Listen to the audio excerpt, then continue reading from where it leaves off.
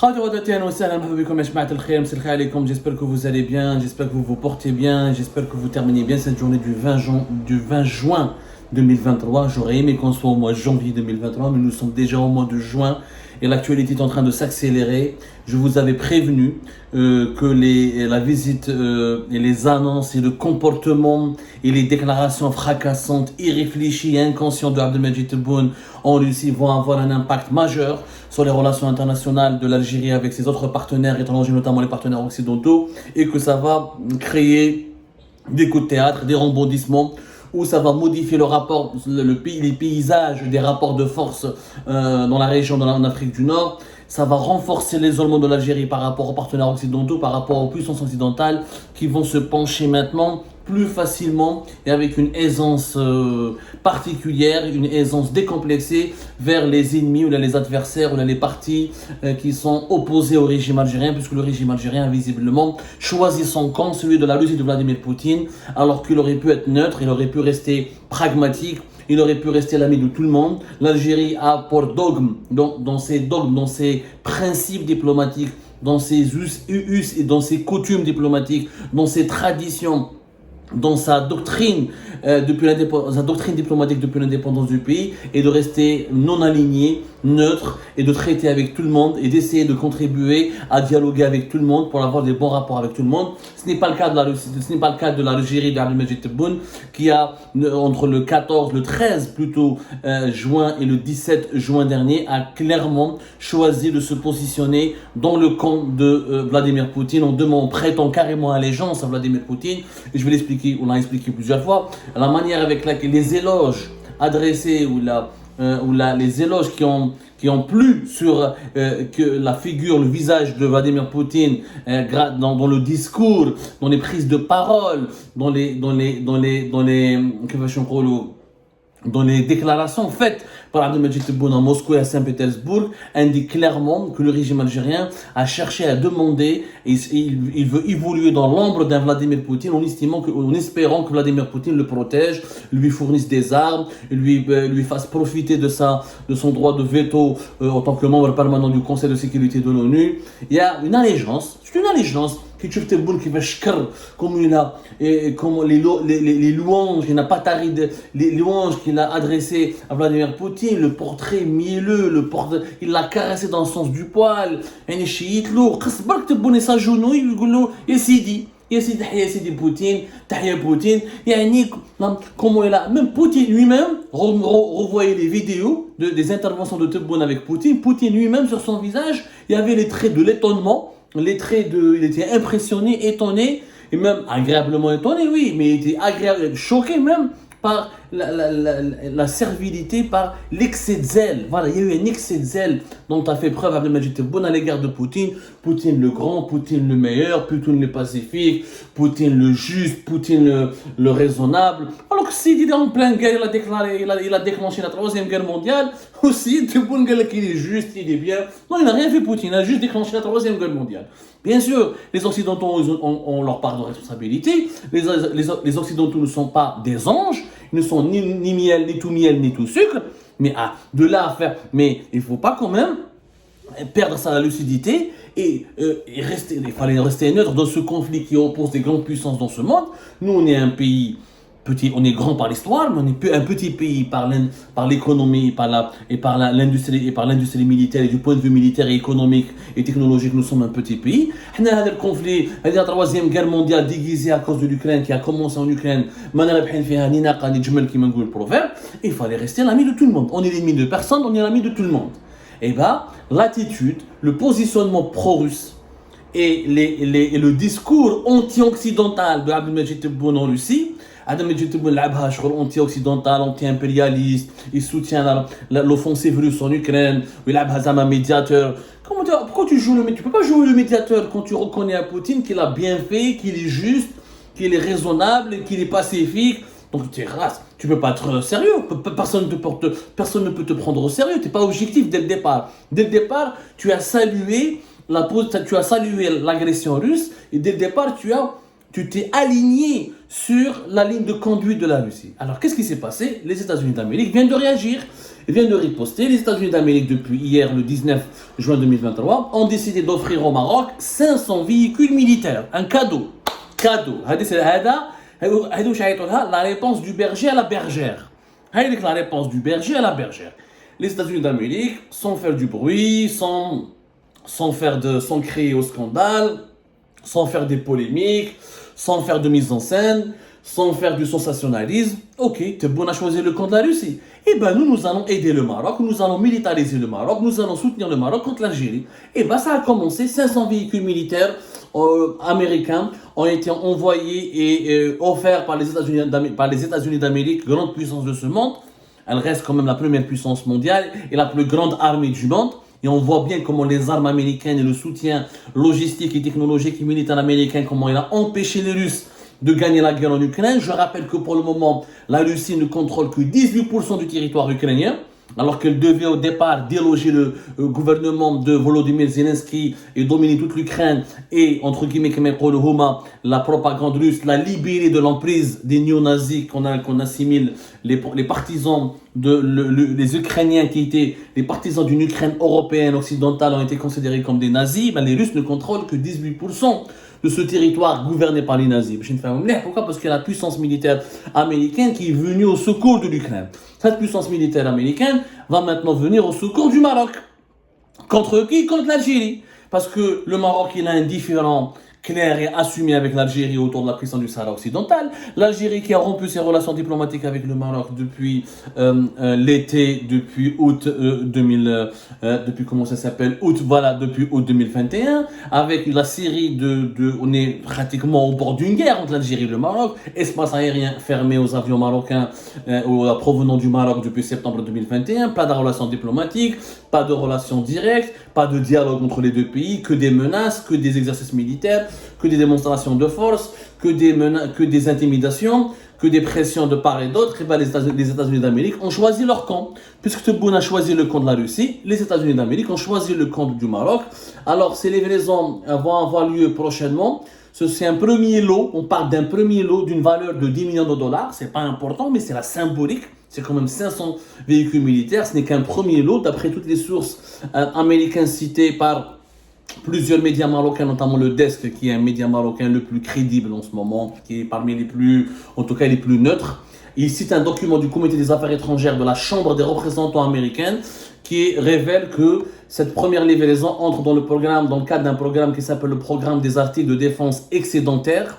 Le programme est il a été élaboré par les États-Unis d'Amérique pour fournir gratuitement des armes et des équipements militaires au gouvernement des pays amis avec lesquels les États-Unis d'Amérique ont des alliances, ont des accointances et que les États-Unis d'Amérique veulent protéger ou aider à moderniser leur défense nationale contre des ennemis qui menacent de les agresser. Ce programme, le Maroc en fait partie depuis 2019 et là, le Maroc va bénéficier d'un premier lot de 500 véhicules militaires. Selon plusieurs sources concordantes, notamment au sein de la presse américaine comme au sein de la presse marocaine, il y aura d'autres cadeaux qui concernent une gamme d'équipements militaires comme des véhicules terrestres, des avions, des navires, des armes légères et bien plus encore, où le Maroc va acquérir ces équipements à un coût très réduit, où il va les recevoir gratuitement et les Américains vont pouvoir aider les Marocains à moderniser l'armée marocaine, à les assister. C'est la deuxième fois que les États-Unis d'Amérique en 2023 offrent une aide de façon aussi éclatante, de façon aussi assumée et aussi retentissante le Maroc. Rappelez-vous qu'en avril 2023, les États-Unis d'Amérique ont débloqué une vente d'armes de plus de 774 millions de dollars au Maroc. Il s'agit d'armes qui ont une grande force, qui offrent une grande capacité de dissuasion militaire. À l'époque, on a parlé de système Barak MX, on a parlé de matériel militaire similaire à celui qui est utilisé par les forces armées ukrainiennes contre les Russes. Donc quand même, c'est bizarre que les Américains livrent pratiquement les mêmes armes au Maroc, quand les mêmes armes fournies à l'Ukraine, on les retrouve au Maroc. Pourquoi? Parce que il y a quand même une certaine méthodologie américaine qui a été qui est en cours d'expérimentation, puisque l'Algérie, l'adversaire du Maroc, est essentiellement équipé par des armements russes. Et ben les États-Unis d'Amérique sont en train d'aider le Maroc avec les mêmes armes qui ont prouvé leur efficacité et leur pouvoir de nuisance contre les équipements militaires russes en Ukraine. Alors, je vous rappelle, à l'époque, c'était en avril 2023, c'était vers la deuxième semaine, je crois, ou la première semaine du mois d'avril, c'était vers le 10 et le 11 avril 2023. C'était le département d'État américain qui a annoncé officiellement avoir approuvé une éventuelle vente d'armes militaires étrangères au gouvernement marocain. Il s'agit d'armes à distance interarmées. Ce sont des armes très très très sophistiquées, Jma'a. Il y a eu un rapprochement important entre l'armée marocaine et l'armée américaine, des exercices militaires communs, etc.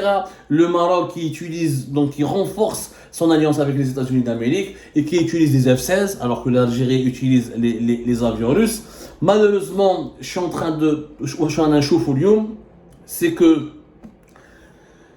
le Maghreb risque de devenir le deuxième ring de boxe qui opposera la Russie et la Chine aux États-Unis d'Amérique et à l'Occident.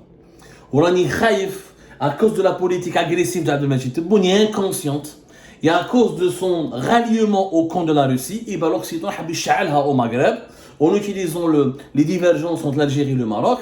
L'Occident va donner beaucoup d'armes au Maroc, et à la moindre étincelle, il peut y avoir des affrontements, et le Maghreb risque de devenir le deuxième théâtre de confrontation, ou le deuxième théâtre des opérations opposant le camp de la Russie et de la Chine au camp occidental, et ce sont les peuples algériens et marocains qui paieront le prix fort et nos deux pays deviendront des pions que des grandes puissances de ce monde vont nous utiliser pour régler leurs différends, pour imposer leur agenda, ou là pour partager le monde, le gâteau, le monde, parce que la planète est devenue comme un gâteau, et la Chine et la Russie, les États-Unis et leurs alliés, chacun veut la plus grosse part et chacun veut assumer ou conserver son leadership mondial. Je vous rappelle que déjà les États-Unis d'Amérique vont fournir des armes à distance interarmées, des missiles d'entraînement qui sont très très sophistiqués, des véhicules de vol captifs, des véhicules de vol libre, des drones. On parle franchement d'armes très très sophistiquées. Encore une fois, il y a eu le fameux les HIMARS, qui sont des systèmes d'artillerie à haute mobilité montés sur des camions, qui ont été déjà utilisés sur le front ukrainien et qui ont prouvé encore une fois leur redoutable efficacité. Donc les États-Unis d'Amérique c'est une riposte. C'est une réponse directe à la visite de Abdelmajid Tebboune en Russie. À chaque fois que le régime algérien se rapproche de Moscou, les États-Unis d'Amérique donnent plus d'armes au Maroc, favorisent davantage le Maroc, se rapprochent davantage du Maroc. C'est la réponse du berger à la bergère. Et naturellement, c'est une mauvaise nouvelle. D'abord, pour les Maghrébins ensemble, et pour les Algériens aussi, parce que, je ne vois pas, un pays qui a suivi la Russie récemment, اعطوني يا جماعه اعطوني شفنا l'Arménie مع l'Azerbaïdjan de fin 2020. L'Arménie qui était armée, protégée, surarmée par la Russie, considérée comme un satellite militaire russe. Ils ont perdu la guerre pendant quelques semaines. C'était vers la fin de l'année 2020. Ils ont pris une raclée de la part de l'Azerbaïdjan qui était armée par la Turquie, armée par les Israéliens. C'était le dernier conflit qui a opposé un pays partisan ou fidèle à la Russie à un pays qui n'est pas réellement militairement parlant, où l'Azerbaïdjan a de bonnes relations avec la Russie de Vladimir Poutine, mais ces équipements militaires, ces technologies militaires ne sont pas fournies par la Russie, essentiellement par la Russie.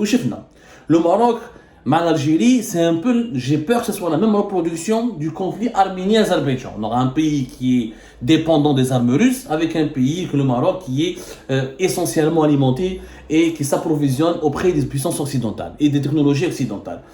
Bien sûr, entre le Maroc et l'Algérie, il n'y aura pas de gagnant parce que c'est pas l'Algérie, le Maroc n'ont pas le même poids que l'Azerbaïdjan et l'Arménie. Une guerre entre l'Algérie et le Maroc aura beaucoup plus de dégâts, aura des conséquences encore plus désastreuses et des conséquences encore plus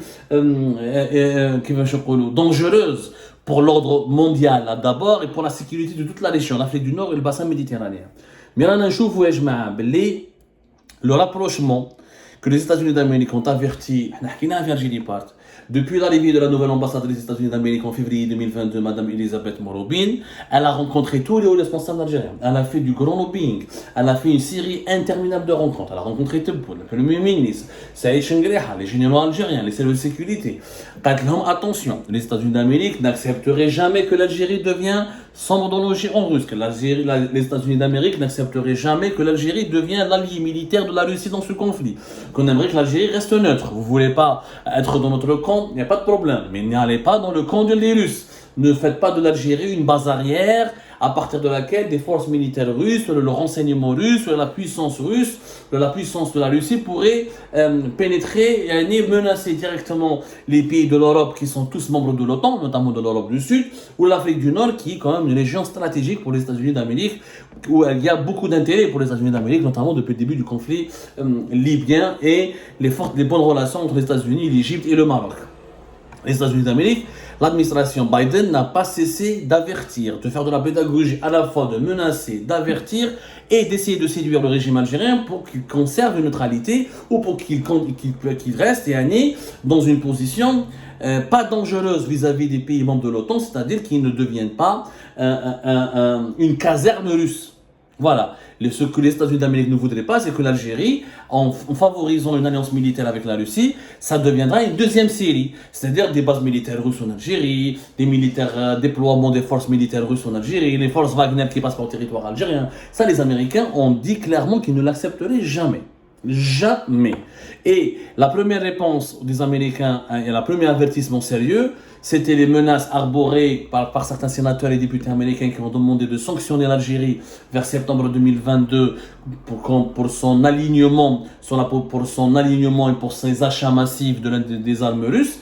Deuxième avertissement, c'était la livraison d'armes importantes et sophistiquées et modernes au Maroc. Il y a des lanceurs, les systèmes HIMARS, les systèmes de missiles tactiques, M57, les M31A2 guides multiples roquettes, des véhicules à route polyvalents et des systèmes internationaux de données tactiques d'artillerie, de campagne.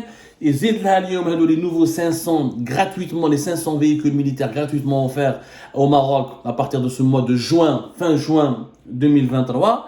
Et cela prouve, cela démontre que les États-Unis d'Amérique apportent une réponse précise au régime algérien.